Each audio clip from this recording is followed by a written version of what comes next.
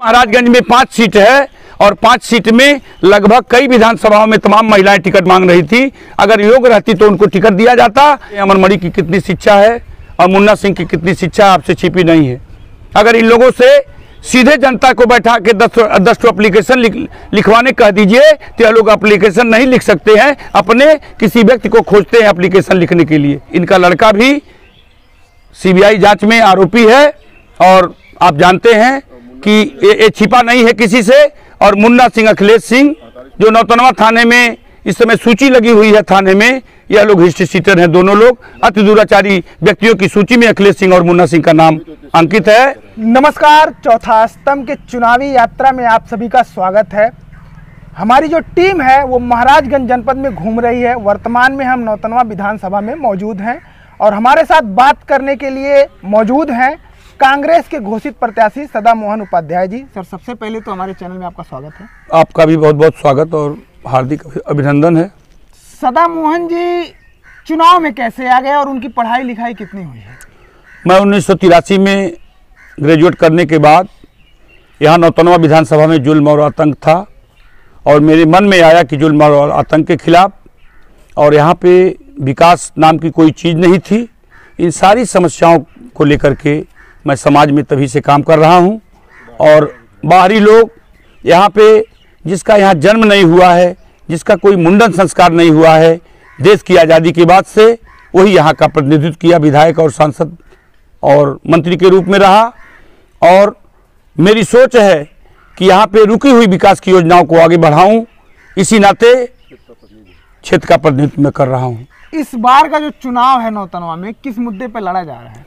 ये जो चुनाव है 2022 का, ये क्षेत्रीय बनाम बाहरी की लड़ाई है।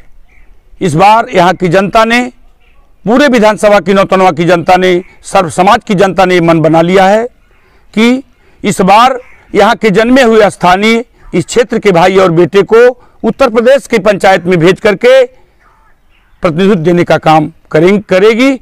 ये जनता ने मन बना लिया है। लेकिन नौतनवा में तो कहते हैं कि 2 ही परिवारों के बीच राजनीति घूमती रहती है। अमन का परिवार है और एक अखिलेश सिंह का परिवार है। आपको बताना चाहता हूं कि जब से मैं राजनीति में आया हूं तब से मैं ऐसे माफियाओं और जुल्म करने वाले लोगों के खिलाफ संघर्ष कर रहा हूं। और उम्मीद 100% है कि जनता इस बार परिवर्तन करने जा रही है और बाहरी लोगों को हटा करके अपने क्षेत्र का प्रतिनिधित्व देगी, ये पूर्ण विश्वास है। नौतनवा में आपके हिसाब से कौन कौन लड़ाई में दिख रहे हैं? नौतनवा में इस समय जो वर्तमान स्थिति है, बाहरी बनाम क्षेत्रीय लड़ाई है, जिसमें हर गांव की जनता की ये चाहत है कि हम वोट का दान अगर दें तो यहाँ के जन्मे हुए अपने भाई और बेटे को दें। सबकी चाहत है कि परिवर्तन हो। यानी खुद आप लड़ाई में मान रहे हैं कि बाहरी बनाम, अगर आप कह रहे हैं कि क्षेत्रीय का मामला है यहाँ का, तो खुद लड़ाई में आप गिनती कर रहे हैं? मैं अपने को लड़ाई में गिनती कर रहा हूँ और चुनाव जीतूंगा, ये मेरा पूर्ण विश्वास है। एक चीज़ बताइए, नौतनवा विधानसभा की अगर बात की जाए तो यहाँ पर हर साल बाढ़ आता है। महाव नाला का जो मुद्दा है वह कभी नहीं खत्म होने वाला मुद्दा है। तो यहाँ के सांसद और विधायक जो होते हैं करते क्या हैं? वो लखनऊ यहाँ के जो सांसद हैं, देश की आज़ादी के बाद से जो विधायक चुने गए, उन लोगों ने अपना विकास किया, अपना डिग्री कॉलेज, अपनी जेबी संस्थाओं का विकास किया, न कि क्षेत्र की समस्याओं का विकास किया है।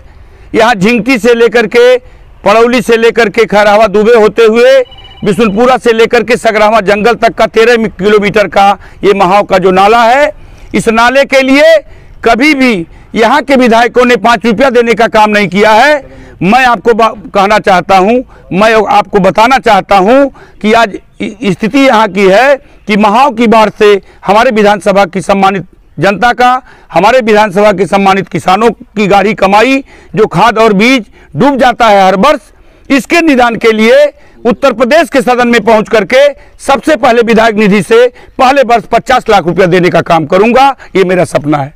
अगर आपसे जाना जाए, क्षेत्रीय नेता हैं, तो नौतनवा विधानसभा की प्रमुख समस्याएं क्या है? हमारी विधानसभा में प्रमुख समस्याएं हैं कि आज तक आज़ादी के 74 साल बीत गए, यहाँ के प्रतिनिधियों ने महाव की कोई समस्या का हल नहीं किया, 1 रुपया भी देने का काम नहीं किया।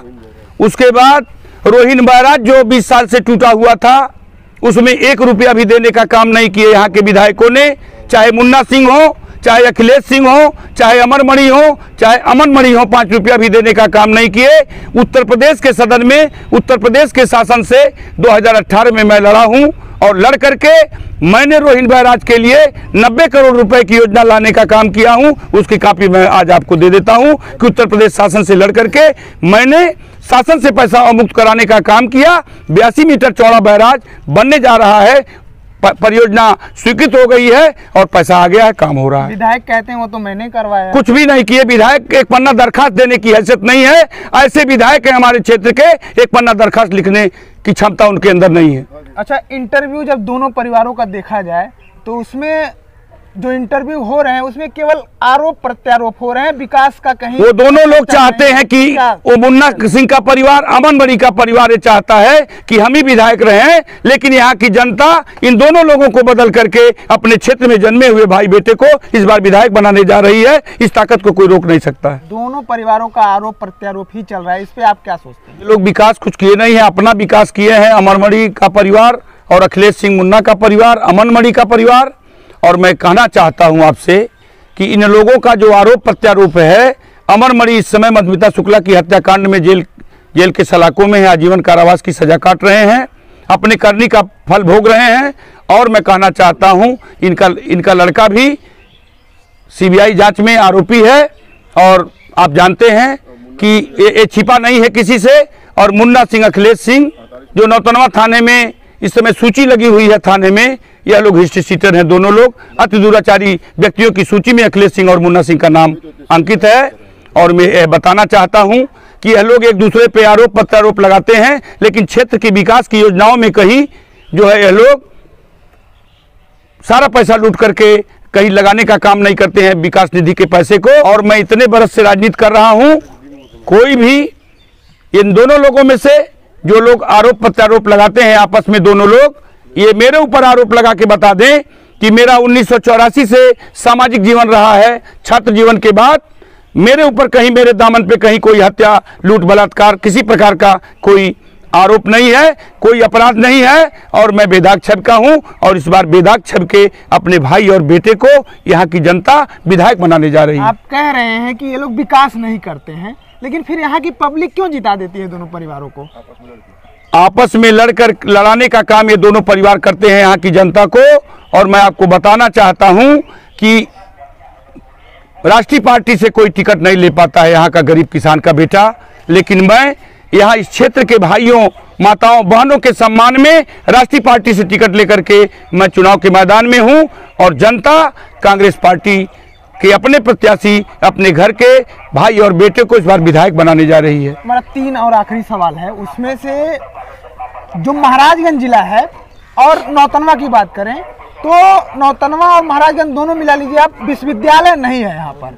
और मेडिकल कॉलेज पीपी मॉडल पे बनाने की बात हो रही, तो छोटा सा बनेगा, वो गोरखपुर जैसा नहीं बनेगा। तो अभी तक महाराजगंज को ना तो विश्वविद्यालय मिल पाया, ना मेडिकल कॉलेज मिल पाया है।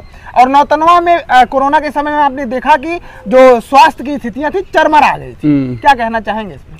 मेरा कहना है कि स्वास्थ्य का जहां तक सवाल है और शिक्षा का जहां तक सवाल है, ये दोनों जो विधायक हमारे क्षेत्र में इस समय वर्तमान है, आप जानते हैं अमनमणि की कितनी शिक्षा है और मुन्ना सिंह की कितनी शिक्षा आपसे छिपी नहीं है।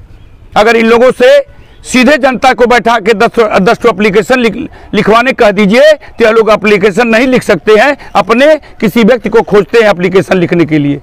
और मैं बताना चाहता हूं, विश्वविद्यालय खुल जाएगा और यहाँ पे अच्छे हमारे नौजवान शिक्षित हो जाएंगे तो इनका कॉलेज कैसे चलेगा, इनका रोजी रोटी कैसे चलेगा? यहाँ के विकास के पैसे को लूट करके ये लोग अपना विकास कर रहे हैं। और जहाँ तक स्वास्थ्य का सवाल है, कोरोना काल में किसी व्यक्ति का इन लोगों ने कोई सुधि लेने का काम नहीं किया।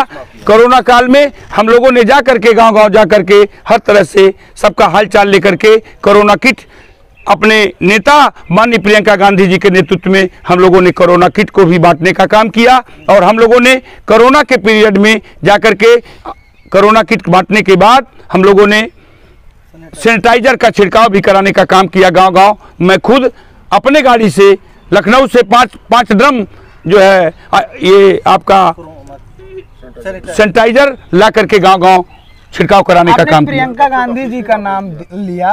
प्रियंका गांधी जी ने एक रेशियो दिया था कि 40% महिलाओं को टिकट मिलेगा, और महाराजगंज में यही आपके कांग्रेस नेत्री हैं कोई रमाकांति त्रिपाठी जी, वो आरोप लगाती हैं कि महाराजगंज में महिला को टिकट नहीं मिला है और हमारे साथ धोखा हुआ है, हमारा पैसा बर्बाद करा दिया। पूरे उत्तर प्रदेश में प्रियंका गांधी ने किसी से एक पैसा नहीं लिया है किसी प्रत्याशी से, और प्रत्याशी को सिर्फ कांग्रेस की नीतियों पर चल के काम करना था।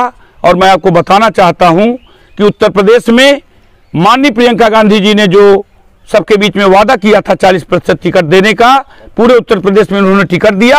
यहाँ महाराजगंज में 5 सीट है और 5 सीट में लगभग कई विधानसभाओं में तमाम महिलाएं टिकट मांग रही थी। अगर योग्य रहती तो उनको टिकट दिया जाता। इस नाते उनकी सोच थी माननीय प्रियंका गांधी जी की, इन गुंडे माफियाओं के बीच में लड़ने वाला व्यक्ति चाहिए जिसकी क्षमता हो, जिसको हर गांव में 100-200 लोग 400 लोग जानते हो। इस नाते ऐसे लोकप्रिय प्रत्याशी को उन्होंने प्रत्याशी बनाने का काम किया है जो इन गुंडे माफियाओं को हरा करके उत्तर प्रदेश की पंचायत में पहुंचे। और आखिरी सवाल है कि अगर आप विधानसभा पहुंचते हैं, चुनाव जीतते हैं, तो सबसे पहला क्या मुद्दा है, या नौतनवा में कौन सा चीज आप सबसे पहले कौन सा काम करेंगे? मैं चुनाव जीतने के बाद सबसे पहला मेरा प्रयास होगा कि महाव नाले के लिए अपने विधायक निधि से पैसा दे करके सभी बांधों की मरम्मत करा दूं, जिससे हमारे किसानों की फसलों को बचाया जा सके। दूसरा मुद्दा मेरा होगा कि मझार क्षेत्र में सुबाइन से लेकर के अमहवा और गौहरपुर और खालीगढ़ का जो क्षेत्र बाढ़ से डूब जाता है मझार क्षेत्र, उन मझार क्षेत्रों में ठोकर और बंधे की मरम्मत करा करके अपने मझार क्षेत्र के लोगों को बाढ़ से निजात दिलाने का काम करूंगा। तीसरा मेरा प्रयास होगा कि करौता से लेकर के शेखवानी तक का बंधा बनवाऊंगा, जिससे गंगापुर गंगोलिया से लेकर के आपके बरनामा चुड़िहारी मनिकापुर से लेकर चकदा का पूरा बेल्ट जो डूब जाता है बाढ़ में, उससे निजात दिलाने का काम करूंगा अपने विधायक निधि के पैसे देकर के। और केंद्रीय विद्यालय बनवाने का प्रयास करूंगा कि हमारे यहाँ के पढ़े लिखे नौजवान शिक्षित बन सके। और इसके बाद जो टूटी फूटी सड़कें हैं उन सड़कों की मरम्मत करा करके बेहतर सड़कों की व्यवस्था कराऊंगा। उसके बाद मेरा प्रयास होगा कि पूरे नौतनवा विधानसभा में जितने सामुदायिक स्वास्थ्य केंद्र हैं, जितने प्राथमिक स्वास्थ्य केंद्र हैं, चाहे बरगदवा हो, चाहे रतनपुर हो, चाहे अड्डा बाजार हो, चाहे पुरंदरपुर हो, चाहे जंगल गुलरिया हो, चाहे नौतनवा का अस्पताल हो, सभी अस्पतालों पे महिला और पुरुष MBBS MD डॉक्टर की सुविधा कराने का काम करूंगा।